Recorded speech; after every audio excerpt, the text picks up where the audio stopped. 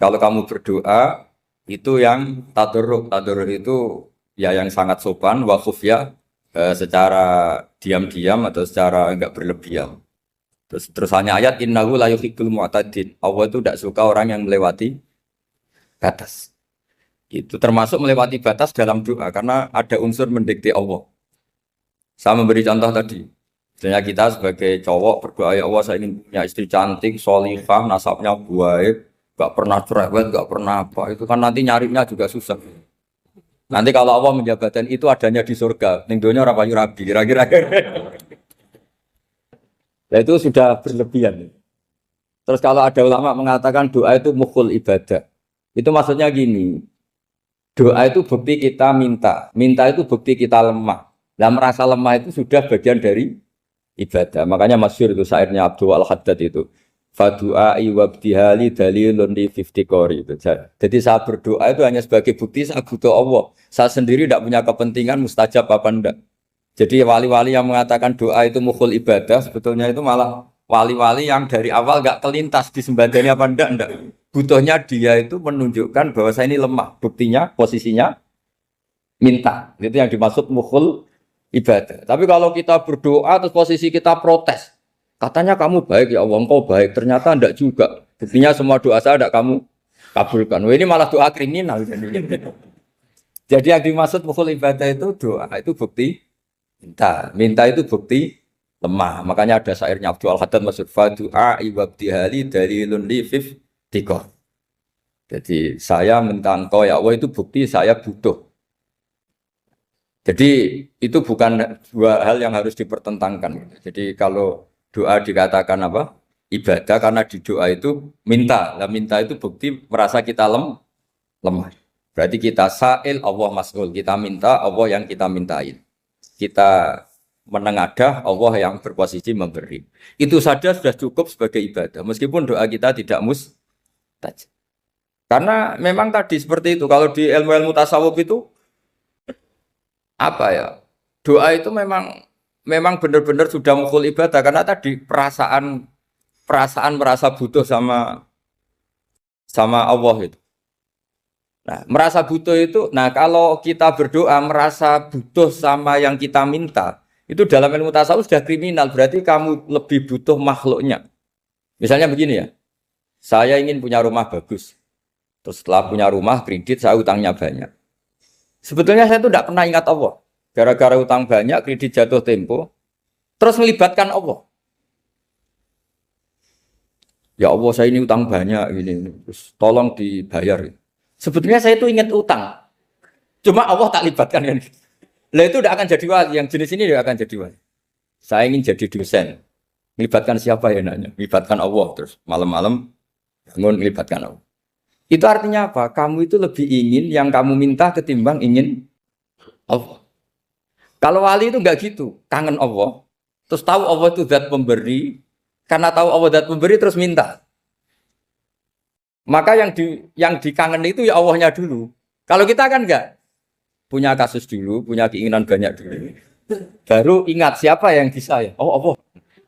Allah kita libatkan. Ya untungnya Allah baik, mau ramal utang bukan mikir. Untungnya Allah enggak jawab itu.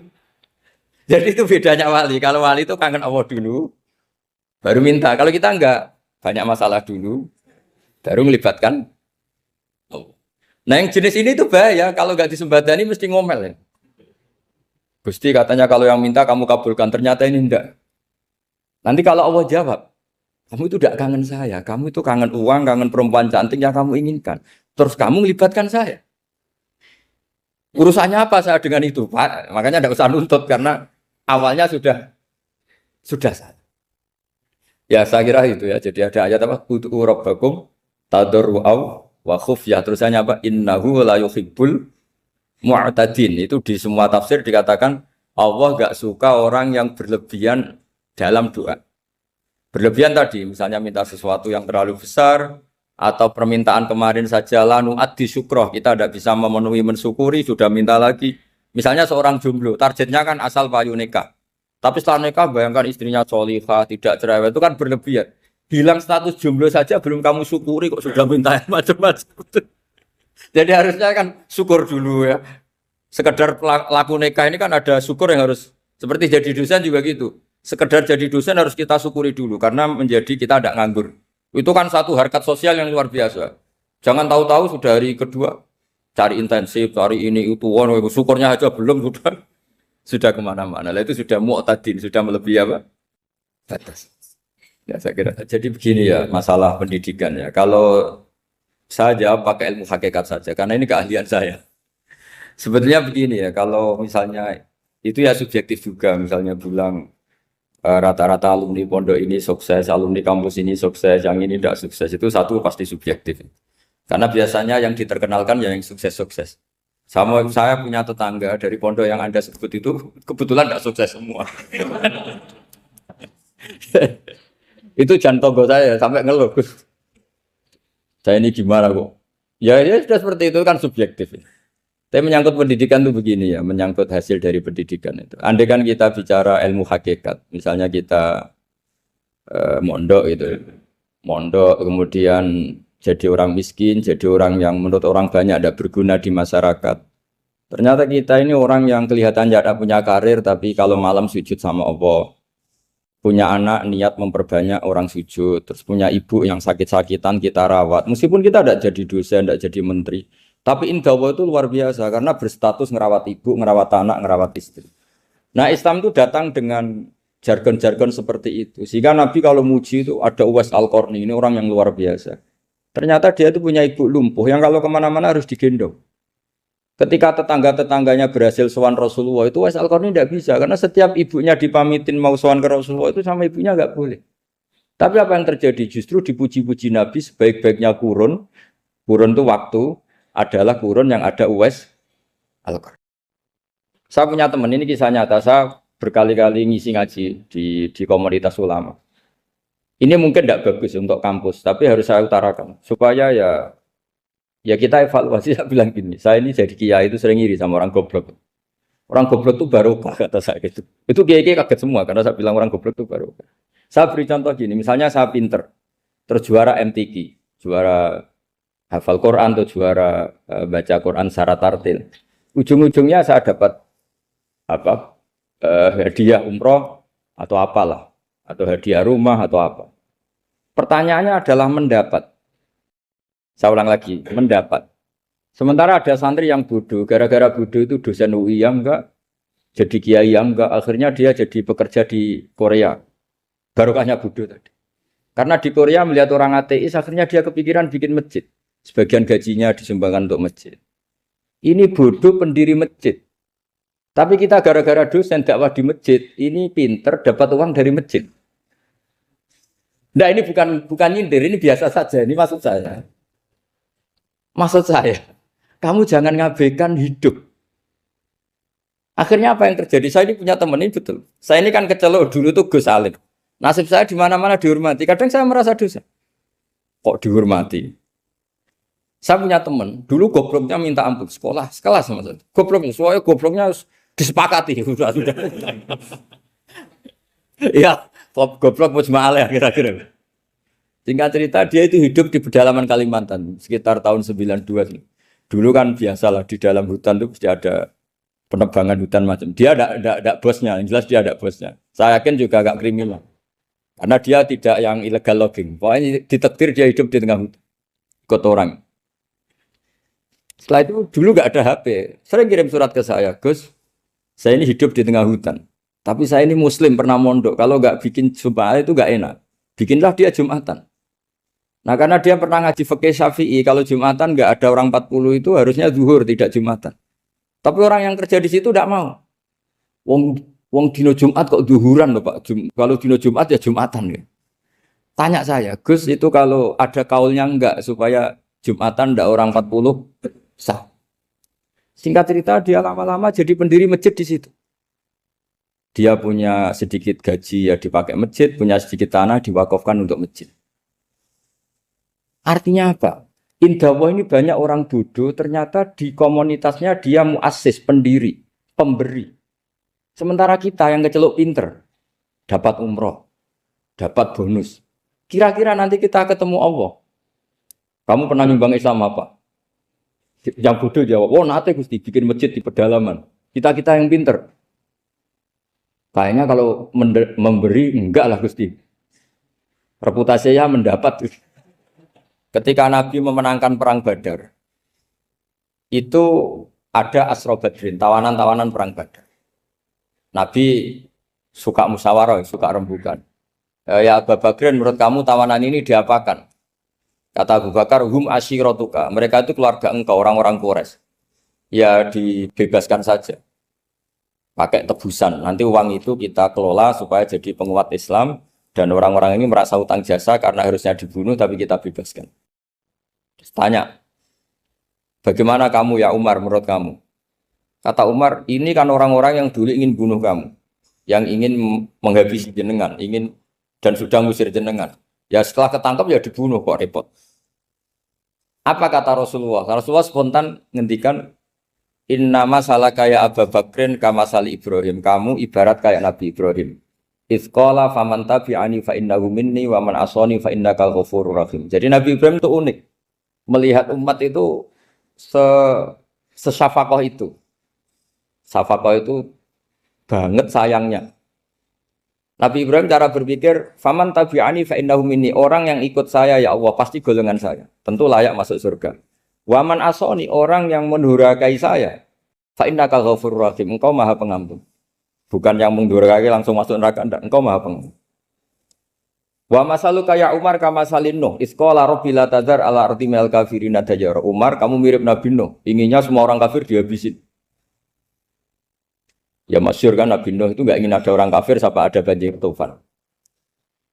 Nah kalau sampean tanya bedanya apa dengan garis keras sekarang? Bedanya ya beda sekali. Kalau Nabi Nuh benci sama orang kafir itu diserahkan yang punya. Sehingga yang punya yaitu Allah yang menghukum dengan banjir bandang. Tapi kalau kita kan kadang kita bertindak sendiri. Jadi potensi disalahkan. Yang jelas dalam hadis-hadis sahih, Nabi Nuh itu tidak bisa mensyafaati karena itu. Ketika diminta syafaat, ini hadis sahih bukan ada di Bukhari, ada di Muslim. Karena biasanya kalau di kota itu ditanya ini sahih enggak? Untungnya yang tanya kadang enggak paham, ini alhamdulillahnya jadi wah repot. Nabi Nuh itu diantara sebabnya enggak bisa mensyafaati adalah pernah corong Jawa maksudno kaume. Kalau dalam bahasa Arab itu da'a li Zaidin berarti mendoakan positif, kalau da'a la Zaidin mendoakan negatif. Kalau orang Jawa itu ada doa, ada pasot. Nabi Nuh adalah orang yang pernah maksudkan kaumnya. Nah, saya cerita sedikit tentang Nabi Nuh dan Nabi Ibrahim. Nabi Ibrahim dianggap tadi cerminannya Abu Bakar, dianggap niru Ibrahim, cerminannya Umar, dianggap niru Nabi siapa? Nabi Nuh. Lalu kalau sampean tanya, bedanya gimana? Begini logikanya. Kita mengkaji secara akademik begini. Ada ulama besar, namanya Abdul Hasan Asyadzili, itu masyhur di Indonesia menjadi Thariqah Asyadziliyah. Terus ada seorang muridnya minta gini, ya Abdul Hasan Asyadzili, tolong saya dikasih ijazah supaya saya tidak pernah maksiat di bumi ini. Karena saya takut sama Allah, kalau saya maksiat itu merasa tidak nyaman dengan Allah. Abdul Hasan Asyadzili ini malah marah besar. Atuhibbu alla tadhharu maghfiratu. Kalau kamu tidak pernah maksiat, berarti kamu suka maghfirahnya Allah Ta'ala itu tidak kelihatan. Karena tidak ada yang maksiat. Tapi bukan dukung kamu yang tidak. Ini cerita ilmiah. Tapi kalau Said Abdul Al-Haddad, itu kebalikannya. Ada orang fasik gitu, hidup berkeliaran, mengganggu masyarakat, ganggu ketertiban agama. Ada kiai atau siapa gitu mendoakan supaya tobat atau dikasih panjang umur supaya nanti bisa tobat. Itu beliau, Said Abdul Al-Haddad marah besar. Man da'a li fasikin bil baqa faqad ahabba ayu sawahu fi ardi. Orang yang mendoakan orang fasik hidup berarti dia suka Allah dimaksiati di buminya. Jadi akhirnya jadi kutub besar, yang satu Sadziliyah, yang satu Haddadi. Kenapa ya? Karena tadi yang satu cerminan Nabi Isa, yang satu cerminan Nabi Yahya. Sebagaimana sabda Rasulullah tadi, ulama umati ka anbiya'i bani Israil. Juga masyhur dalam aplikasi pengajaran juga gitu. Masyhur sekali dalam kitab-kitab diceritakan. Kalau Said Abdul Haddad, kalau ada orang sowan itu, kamu ngaji sama siapa? Sama si A. Pernah nangis gak pas ngajar? Gak pernah. Udah enggak terus, enggak usah diterusin ngaji orang seperti itu. Artinya atas ya, wong ora iso nangis ya. Tapi kalau Abu Hasan Asadili kebalikan, kamu ngaji sama siapa? Sama si A.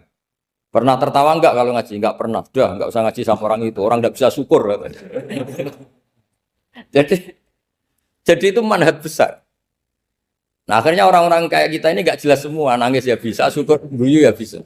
Cuma celakanya kalau kita nangis karena tidak punya uang, kalau guyu karena punya uang, itu masalahnya.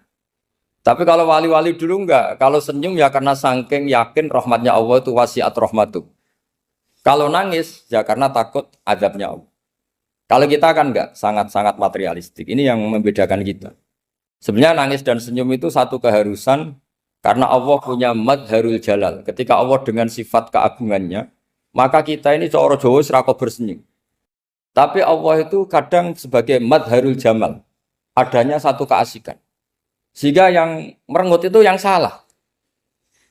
Makanya dalam ilmu tasawuf, kutub wali itu hanya dua. Allah dengan madharul jalal, dengan Allah yang madharul jamal.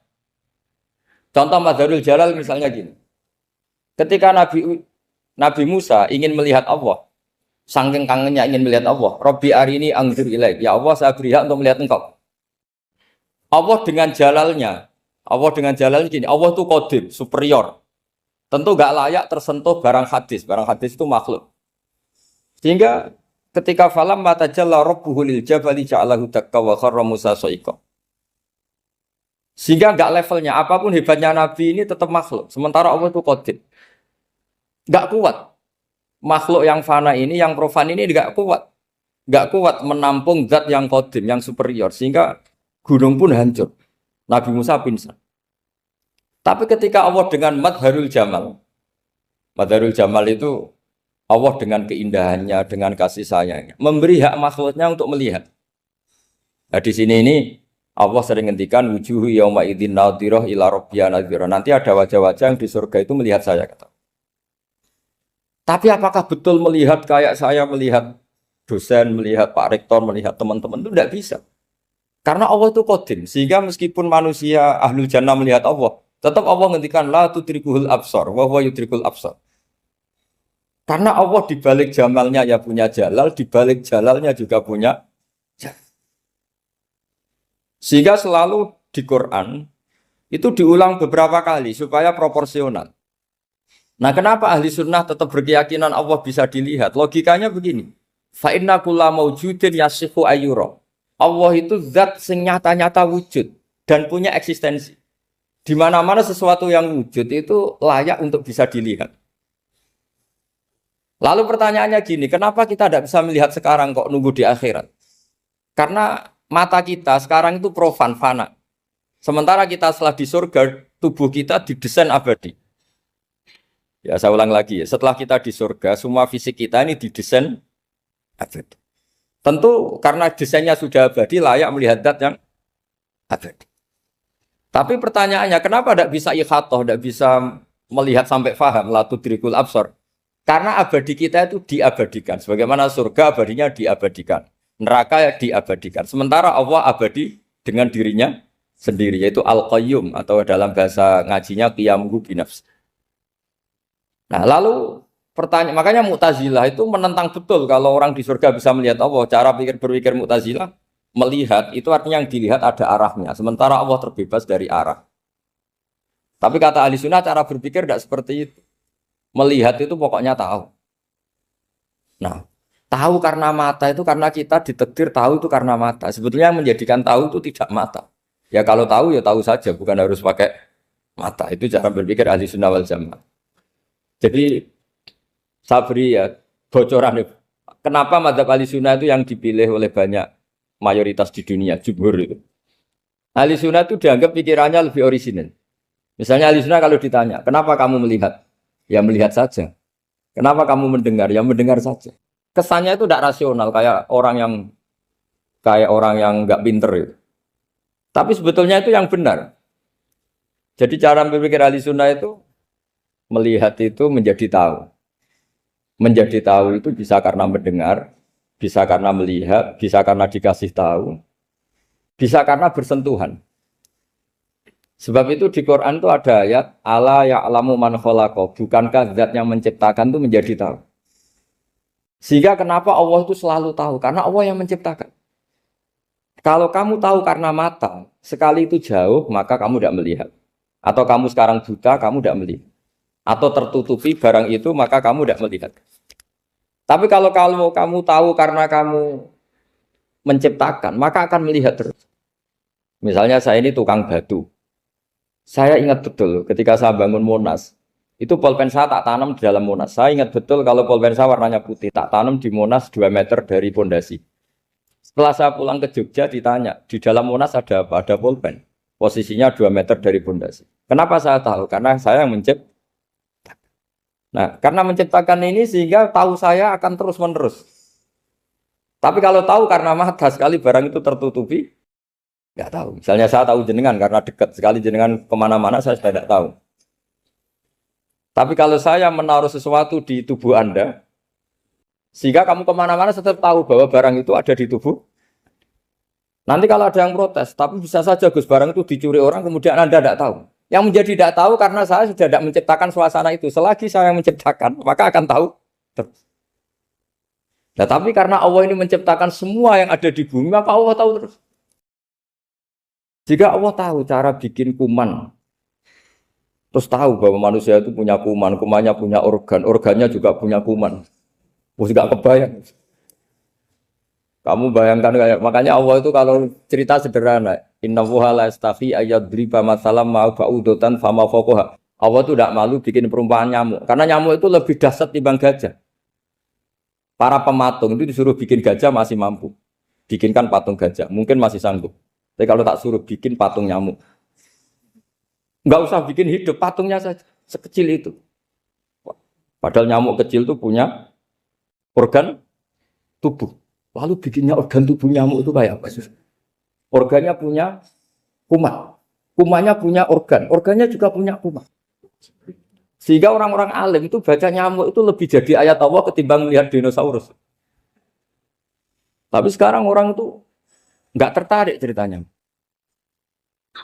Jadi beda perasaannya orang alim sama orang awam. Kalau orang awam tuh melihat mukjizat kan yang dasar-dasar kayak dinosaurus, gajah, wow gitu.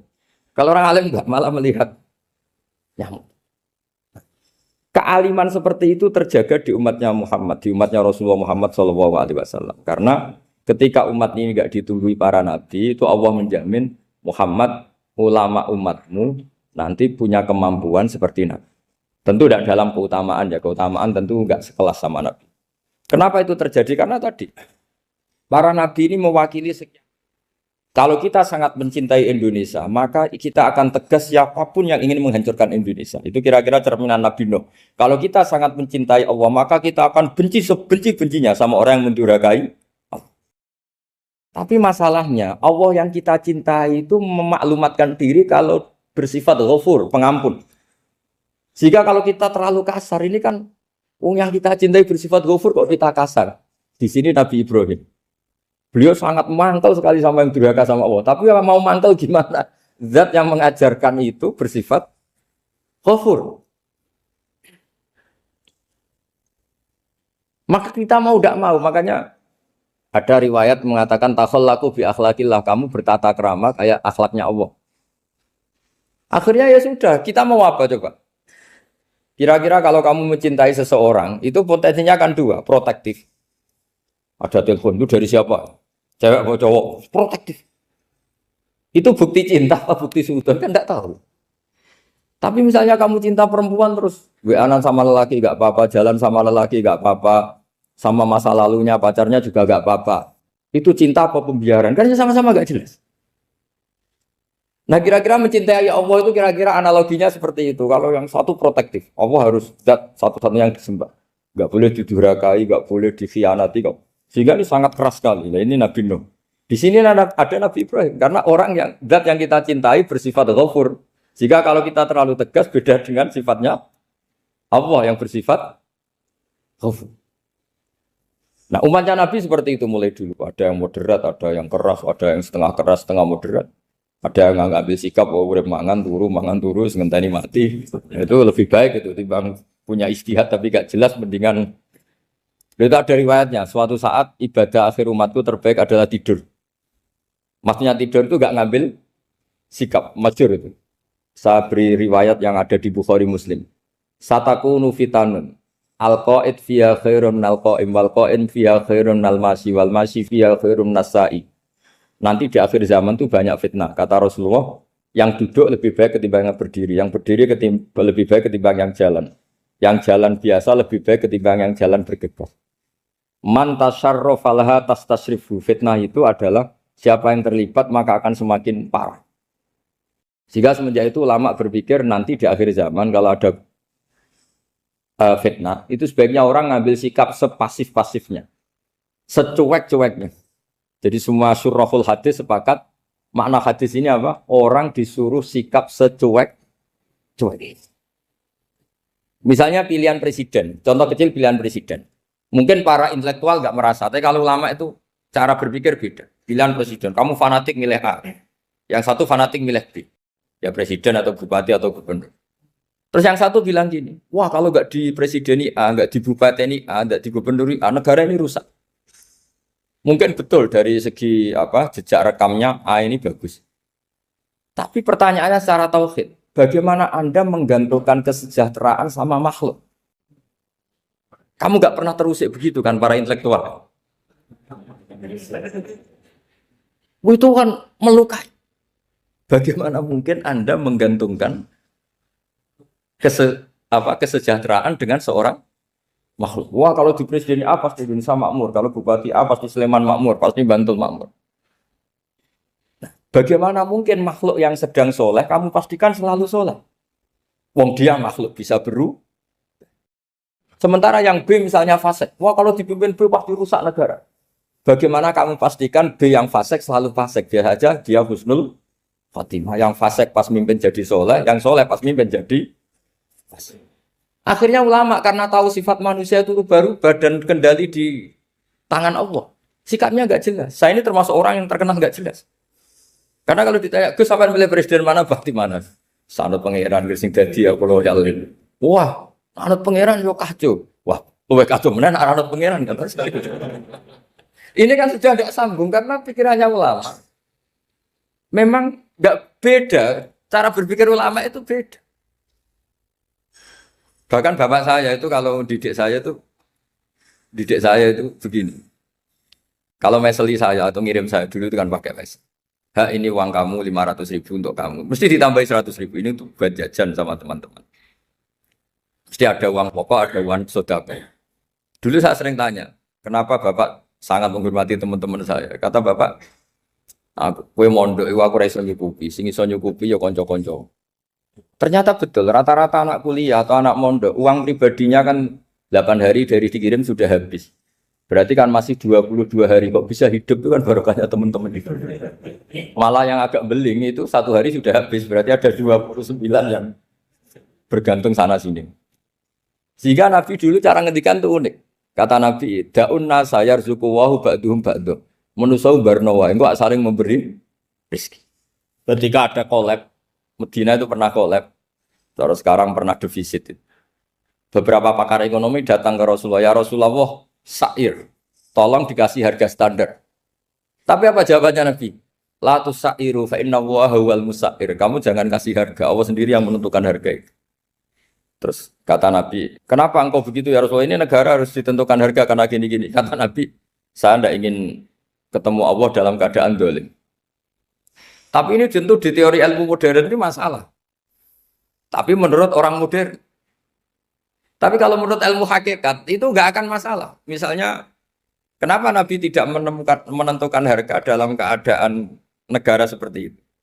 Jawabannya pakar-pakar hakikat. Ya saya ulang lagi pakar-pakar hakikat. Begini, misalnya ada orang menimbun supaya nanti harganya mahal. Terus ditimbun terus sampai nunggu harganya mahal. Lama-lama dia sadar kalau timbunannya nggak ada gunanya karena ternyata orang nggak beli. Nah, ketika orang nggak punya kemampuan beli, yang menimbun juga nggak punya uang. Nah, tapi kalau sampean tanya, tapi Gus nak tuku barang pokok kan kita mati karena kehabisan stok. Itu masalah tauhid Anda. Bagaimana mungkin kamu bayangkan seorang makhluk tidak bisa hidup atau nggak dapat rezeki? Nabi itu orang yang sampai ke derajat hakikat, dari tidak pernah bayangkan gitu. Salah sampean jadi orang yang tauhidnya masalah. Sehingga terus bayangkan, wah kalau negara ini kayak, wah kita makan apa? Kalau negara nggak stabil, wah kita gimana? Itu tidak bisa seperti itu. Dulu ketika kita dijajah Belanda, itu kiai-kiai kita, Mbah Hasyim Asy'ari, Mbah Ahmad Dahlan, mondoknya di Mekah. Sampai alim alama, dua beliau, Mbah Hasyim sama Mbah Ahmad Dahlan itu ngajinya sama-sama Syekh Khotib Minangkabau. Cuma Mbah Hasyim lebih menekuni ke Syekh Mahfud Termas, yang satu menekuni Syekh Khotib Minangkabau. Jadi dua beliau itu ngaji di guru yang sama. Mbah saya, buyut saya itu ya sudah mondok Mekah. Zaman dijajah Belanda. Sekarang kita agak dijajah, agak mondok di sana. Buyut saya itu zaman itu sudah haji. Buyut kelima saya. Itu dulu kalau ingin cari tempat yang teduh, itu masuk ke gua. Itu masuk gua itu hanya kepalanya saja. Kakinya masih di luar. Karena gua di Arab tidak seperti gua di sini. Kalau gua di sini kan orang bisa masuk semua. Kalau gua Arab kan hanya celah-celah batu-batu besar. Sehingga ketika Rasulullah hijrah ke Madinah, singgah di Gua Sur, kata Abu Bakar gimana? Andai kan ya, ada orang kafir di depan gua. Kata Abu Bakar gimana? Andai kan mereka melihat kakinya, pasti melihat kita. Karena gua di sana itu satu tubuh tidak bisa masuk penuh. Kalau gua di sini kan ada yang mobil saja bisa masuk. Nah itu bahasanya kalau mau istirahat itu masuk gua, separuh badan di dalam gua, separuhnya masih di. Nah sekarang terus kita bilang, wah kalau kita negara tidak stabil, kita haji kemana dulu? Zaman dijajah Belanda ya kita. Jadi yang berusaha terangkan di antara sifat dasar orang-orang baik adalah di mana saja, kapan saja itu memberi manfaat. Termasuk tentu saat paling sulit. Jadi Nabi Isa menceritakan dirinya itu wa ja'alani mubarakan nama kuntu, saya ditakdir Allah berada di mana saja memberi berkah, memberi kemanfaatan bagi orang lain. Ada beberapa cerita tentang Nabi Isa. Jadi perlu diketahui ada 3 nabi yang seperiode. Satu Ibrahim dan Nabi Lut. Ibrahim itu sama Nabi Lut itu pernah paman. Kedua Nabi Musa dan Harun. Sebetulnya yang jadi nabi itu Nabi Musa, tapi Nabi Musa karena alsak, lisannya Anda jelas, minta Nabi Harun, ya tentu minta kepada Allah supaya Nabi Harun jadikan nabi. Terus ketiga, Nabi Isa dan Yahya. Yahya bin Zakaria, terus Isa ini pernah keponakan Zakaria. Kira-kira kalau di Jawa ya misanan antara Yahya dan Jawa Isa. Jadi ada 3 nabi yang seperiode. Tapi yang paling berkompeten, yang sederajat kira-kira seperti itu hanya Isa dan Yahya. Karena Nabi Lut dan Nabi Ibrahim itu beda level. Karena Lut ini pernah keponakan, jadi hubungannya kira-kira yang murid dan guru. Terus Musa dan Harun itu juga nggak level, karena Nabi Harun ini jadinya Nabi itu atas permohonan Nabi Musa. Sehingga meskipun Harun itu kakaknya, tapi nggak berani bantah. Jadi Nabi Musa itu dalam cerita, beliau itu alsak. Alsak itu lesannya agak kedal. Tapi ini alsak yang barokah. Jadi dulu ceritanya Musa kecil, karena dia seorang Nabi, beliau seorang Nabi. Itu kalau melihat Fir'aun itu mangkelnya bukan main. Padahal kecilnya dirawat Fir'aun. Singkat cerita mulai kecil sudah usil. Kalau melihat Fir'aun itu ya jenggotnya dipakai mainan. Pokoknya nakal. Lama-lama Fir'aun curiga, dasar orang Israel. Nabi Musa ini turunan Israel. Lama-lama Fir'aun itu yakin kalau itu sengaja. Akhirnya Fir'aun mau membunuh Musa. Terus kata istrinya Fir'aun, Musa itu masih anak kecil. Jadi seperti itu ya bawaan anak kecil, bukan bawaan kebencian terhadap orang Kipti, orang Mesir. Kalau dalam bahasa kitab kuno Mesir itu Egypt Al-Kipti, makanya disebut Maria Al-Kiptiyah. Kalau orang sekarang bilang Egypt itu bahasa kunonya Mesir itu Al-Kiptiyah. Nah, memang secara bahasa Arab Mesir itu nggak mungkin, bahasa Arabnya Mesir itu nggak mungkin karena Misro itu maknanya kota. Jadi kalau kamu bilang kamu kemana, ke Misro, ke kota, lalu kota mana, ayo kota Mesir, itu bisa debat kusir. Jadi ya kayak kita lah, kita sekolah di mana? Di madrasah. Madrasah terjemahnya apa? Sekolah. Nah, kemudian oleh istrinya Fir'aun ya gini saja, buktikan kalau Musa itu masih anak kecil. Masyhur itu dalam cerita dikasih bara api sama apel. Sebenarnya Musa kecil ini sudah pinter mau milih apel. Sama malaikat Jibril diarahkan tangannya itu ngambil apa? Bara api terus dikunyah. Itu yang menyebabkan lisannya Musa itu alsak, agak pelat.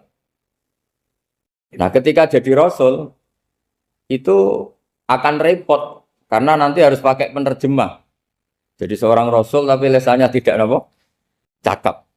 Akhirnya Nabi Musa realistis ngendikan ketika diutus wa akhi Harun wa afsahu minni lisanan fa arsilhu ma'iyarid ay yusaddiquni inni akhafu ayyukadzibun. Ya Allah, saudara saya Harun itu lisannya lebih fasih. Tolong jadikan dia rasul sebagai penguat saya. Akhirnya Allah mengabulkan doanya Nabi Musa, kemudian Harun dijadikan sebagai apa? Rasul. Sehingga meskipun satu angkatan, Harun dan Musa ini enggak level. Artinya enggak level itu ya Harun yang takut Musa. Terus ketiga ini Nabi Yahya dan Nabi Isa. Ini umurnya ya seangkatan, kecerdasannya, jadi nabinya sama-sama mulai kecil. Kita tahu Nabi Yahya termasuk yang diberi khitab Allah, ya Yahya khudil kitab bi quwwah wa atainahu hukma sobia. Yahya berpeganglah kitab secara kuat dan dia saya kasih kenabian ketika kecil. Sama dengan Nabi Isa yang disebut wa yukallimun nasa fil mahdi wa kahla. Sehingga karena selevel dua nabi ini menjadi figur besar dalam manhaj, dalam metode dakwah. Dua karena masih misanan tadi, kalau Jawa kira-kira mirip misanan. Dua nabi ini kalau memilih satu kampung, itu kalau Nabi Yahya itu milih kalau singgah di satu kampung, Nabi Yahya mesti tanya, orang sini yang paling soleh siapa, yang paling baik siapa. Ya terus singgah atau nginap di rumahnya orang baik tadi. Tapi kalau Nabi Isa enggak, orang sini yang nakal siapa, yang paling beling siapa.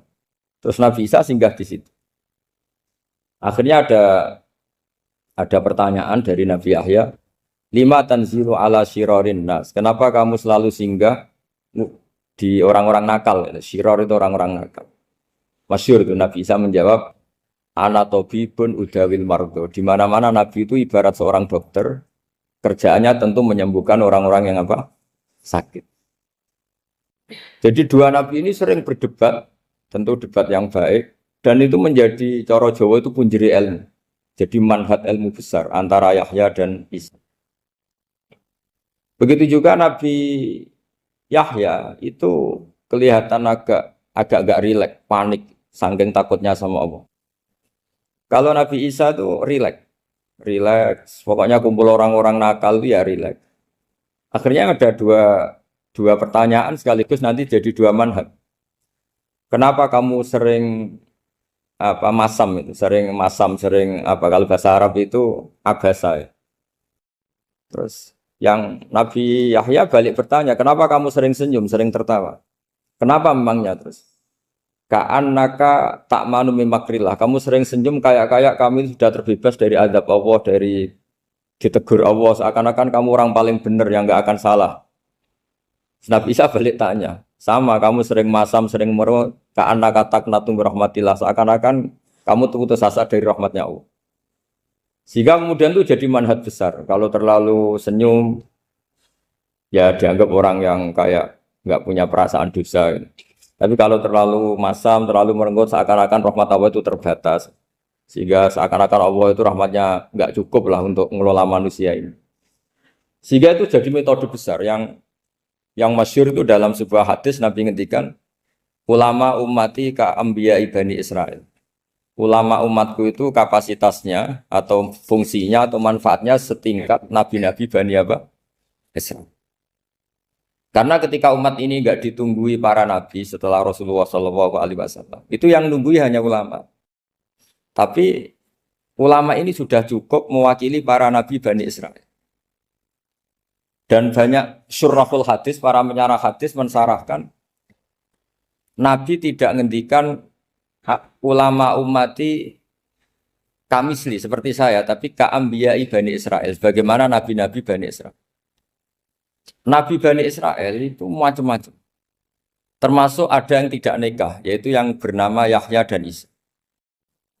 Delala umatnya Nabi itu ada orang alim alamah yang ilmunya melegenda, yaitu namanya Imam Nawawi. Itu tidak nikah.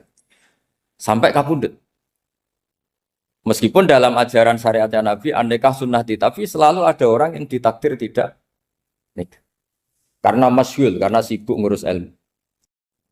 Bukan karena tidak laku, yang jelas itu bukan karena tidak laku. Imam Nawawi itu ganteng, orangnya ya normal. Tapi karena sibuk nulis, beliau sampai kabudut itu tidak nikah. Imam Sibawayh itu suka sekali sama ilmu, menjadi istri utamanya ya ilmu. Dia ganteng, Sibawayh itu maknanya tuh apel, dia ganteng sekali, sampai banyak cewek yang senang. Akhirnya dia nikah. Tapi nggak pernah dikumpulin. Dia belajar terus. Ketika beliau ke pasar, dulu nggak ada supermarket, beli kertas, kitabnya dibakar semua sama istri. Dikira istrinya terus mencintai dia, malah diceraikan. Itu siapa Imam Sibawayh. Terus ada umatnya Nabi yang paling unik di dunia. Mungkin Pak dosen, saya kiai pun nggak bisa nih. Ada orang tuh ganteng sekali, istrinya cantik sekali. Itu tahu-tahu sudah 10 tahun tidak pernah hubungan suami istri. Karena ketika si suami itu tahu istrinya cantik, itu langsung sholat sujud syukur, sholat terus. Saking senengnya punya istri cantik. Yang istrinya cantik juga solihah, tahu suaminya ganteng ya terus sholat terus syukur. Itu sampai berhari sampai bertahun-tahun. Terus ketika ketemu, cocokan, dek kita sudah nikah berapa? Terus dilihat, kayaknya sudah 10 tahun, tapi tidak pernah hubungan. Oh itu nggak kebayang, itu ganteng sama cantik. Kalau jelek sama jelek itu mungkin. Yang satu bilang naudzubillah, satu itu kan nunggu rafa saja. Ini nggak ganteng sama cantik. Nah kenapa kualitas ulamanya Rasulullah itu bisa seperti Nabi Bani Israel? Karena agama ini, umat ini sudah tidak ditunggui para nabi. Jika mau tidak mau kualitas ulama, alhamdulillah barokahnya Nabi itu berkualitas kayak nabinya Bani Israel. Soal kebahagiaan, nenek moyang pulau jenengan tuh anaknya banyak, dijajah Belanda, jajah Jepang ya nyatanya anaknya banyak. Itu kira-kira bahagia apa enggak? Nah, artinya gini ya tentu kita tidak ingin dijajah itu tentu ya, tapi kita ini selalu latah. Wah kalau ekonomi jatuh kita makan apa? Kalau kita dijajah kita tidak perlu seperti itu. Rahmatnya Allah Ta'ala itu akan adrokatna. Rahmatnya Allah Ta'ala akan menemukan kita. Apapun kondisi kita, apapun keadaan kita. Ini cara berpikir tauhid. Sehingga Nabi itu tidak pernah bayangkan umatku narata tunggoni piye, ditunggoni Allah. Sehingga masyhur dalam hadis-hadis sahih, la tazalu ta'ifatun min ummati dzahirina 'alal haq la yadurruhum man khadalahum wala man khalafahum wala man nawa'ahum. Selalu di umatku ada kelompok-kelompok yang selalu membela kebenaran dan tidak akan terkalahkan oleh kesesatan di akhir zaman. Kenapa? Cara berpikir orang tauhid itu sederhana begini. Allah menamakan dirinya Al-Hadi, penunjuk jalan. Dan sifat Allah pasti nafidah karena Allah tidak terkalahkan. Sama seperti Allah menyifati dirinya Ar-Razzaq, Ar-Razik yang memberi rezeki. Maka orang segoblok apapun, selumpuh apapun, selemah apapun tetap dapat rezeki. Sama, Allah mensifati dirinya Al-Hadi, memberi petunjuk. Maka zaman serusak apapun orang tetap dapat petunjuk. Sehingga kita tidak perlu khawatir, wah nanti zaman kalau sudah rusak nasib Islam gimana? Ya coba sekarang nasib Islam gimana? Ya baik-baik saja. Dulu ditunggoni wali songo ya banyak orang Islam. Sekarang nggak usah wali songo. Ditunggu dosen-dosen yang ngajar aja tunggu digaji. Kiai pidato ya ada yang beri salam template. Itu kalau nuruti definisi ikhlas itu tidak ada yang masuk. Tapi meskipun demikian agama juga jalan. Kenapa agama ini jalan? Karena Allah Al-Hadi, penunjuk jalan. Ketika Allah mensifati dirinya penunjuk jalan dan sifatnya Allah pasti nafidah, pasti terjadi. Karena Allah tidak pernah gagal. Sehingga agama ini akan ada terus sampai akhir zaman. Coba Amerika kayak apa, Islamofobia. Di Amerika tambah lama tambah banyak Islam, Eropa juga gitu, Australia juga gitu. Anda kan nuruti teori sosial. Sudah dunia sudah materialistik kayak gini, orang dohirnya itu akan meninggalkan agama. Nyatanya tidak juga. Saya pernah di Korea seminggu, itu di negara ateis. Itu TKI ke sana tuh nyari uang. Ternyata ya kepikiran bikin masjid, bikin komunitas Islam. Coba siapa yang menggerakkan hati itu? Hanya Allah Subhanahu wa Ta'ala. Jadi cara berpikir tauhid saya ulang lagi, saya mohon sekali di pengajian ini saya cerita wajah alani mubarakan aina ma kuntu. Jadi cara berpikir sekian nabi, terus kita punya karakter tertentu, kita milih nabi ini itu sah. Karena ulama ummati ka'ambiyai Bani Israel. Ulama umatku itu ibarat kayak nabi Bani Israel. Jadi ada yang milih tadi. Seperti Nabi Isa, fokusnya ngurusi orang-orang nakal. Itu juga bagus, karena di mana-mana nabi itu seperti dokter. Tapi Nabi Yahya hanya berkawan sama orang-orang soleh. Kita tahu berkawan orang fasik itu resiko ketularan. Iman pas-pasan wae kancanan wong fasik kan taqabbalallahu minna minkum gitu. Wong kamu sendiri tidak sehat-sehat amat berteman orang penyakitan kan bahaya. Tapi kalau kamu sebagai dokter kok hanya berteman orang sehat, lalu kamu apa? Penelitiannya gimana? Masa saya dokter spesialis, pernah penelitian, semua orang sehat saya pernah saya teliti. Itu dokter aneh apa enggak? Saya dokter spesialis TBC, spesialis paru-paru. Yang kamu teliti siapa? Semua orang sehat. Pernah meneliti yang sakit? Tidak pernah. Kan ya jadi dokter aneh. Tapi misalnya terus kamu sendiri terus berteman orang penyakitan terus kan ya rawan tertular. Nah, ini ada dua figur yaitu Nabi Yahya dan Nabi siapa? Ya saya kira demikian.